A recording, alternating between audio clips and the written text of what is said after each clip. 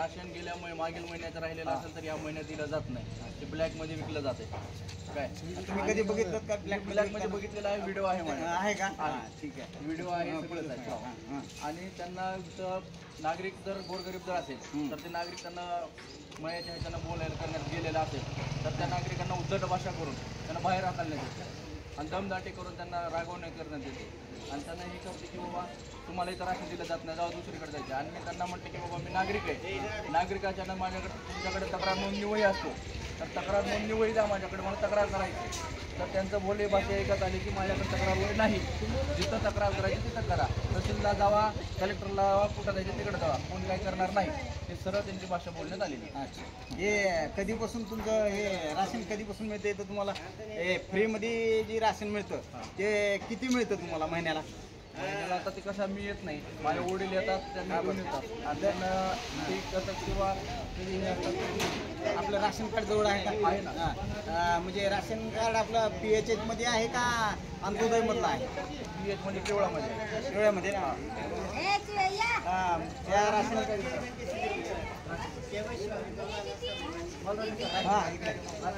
Ration कार्डामध्ये किती नाव आहेत?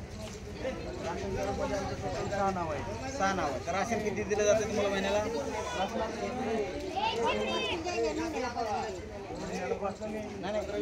राशन 6 माणसाचं तुम्हाला किती मिळायला पाहिजे?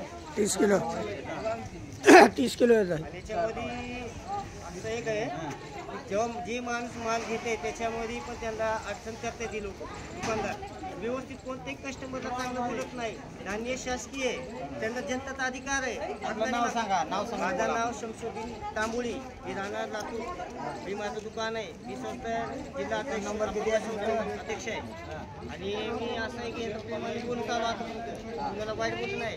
जेवढे लोक आहेत बायांना चांगलं बोलत नाही, बायांना कधी वाकडे बोलतात, चिचकेपणाने बोलतात. माल मिळालं ते देत नाही लोक. एवढं 2 किलो 3 किलो प्रत्येक वेळेस माल कट करतात आणि ब्लॅक आणि माल विकतात. आणि त्यांना सगळीकडे सांगतो स्वामी आम्हाला माल धान्य द्या, तारीखवर तारीख आली, या तारखेला नाही 10 तारखेला तर अंगावर महाराष्ट्रात घेतात, शिव्या देतात. प्रत्येक बायांना पण वाकडे बोलतात. त्यांना 10 वेळेस सांगितले की स्वामी आम्हाला माल द्या, 35 किलो धान्य, आपण तर 35 किलो धान्य येत आहे. त्यांना ते सांगितलं, त्यांनी काय म्हणलं जास्ती बोलायचं नाही. म्हणजे ह्यांचा अधिकार काय? ह्यांनी स्वतःच्या घराला माल धान्य देतात का गोरगरिबाला? शासनाचा माल आहे, शासनाच्या मालात तुम्ही अंगठा घ्या, केवायसी बघा, पुन्हा माल द्या. आमचंही म्हणणं आहे, आम्हाला असं देऊ नका.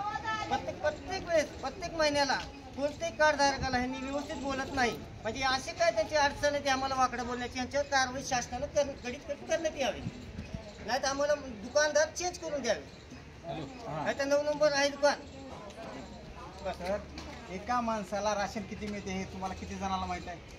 आमच्याकडे बघा, एका माणसाला आमच्या स्वतःचं सांगितलं तर 35 किलो, लोकांच्या मध्ये कुणाला 20 किलो, कुणाला 10 किलो, 15 किलो. प्रत्येकी माणसाला राशन महिन्याला किती मिळते हे माहित आहे का तुम्हाला? मला तर बघा कुणाला 15 किलो, कुणाला 16 किलो, 10 किलो. हो, एका माणसाला माल किती आहे? माल किती दिला जातो शासनाला? एका व्यक्तीला माल किती आहे ते सांगा. 4 माणसात असले 5 किलोचा माल ह्यांनी काळ्या बाजारात देतात असं ते तुमचा आरोप आहे. त्यांच्याकडे त्यांचं नाव काय? SS स्वामी दुकान 9 नंबर. अच्छा, हां, ठीक. अजून तुम्ही बोला की बोलायचं नाही माहिती. धान्य कच्चाचं माल बोलायचं असेल तुमच्यासाठी त्यांनी काही घरचं माल देत नाही सरकार.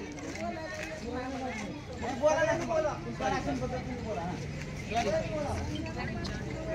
बोल ना. तर माणसं किती आहे तुमचे राशन कार्ड? राशन किती 25 किलो. असं का काय घेता 25 किलो?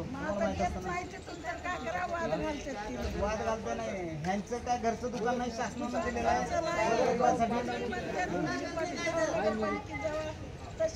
असं म्हणतात का? पण हा बोला, आरोप करू नका बरं. उद्या जर तुम्हाला विचारलं तर तुम्ही हेच भाषा बोल.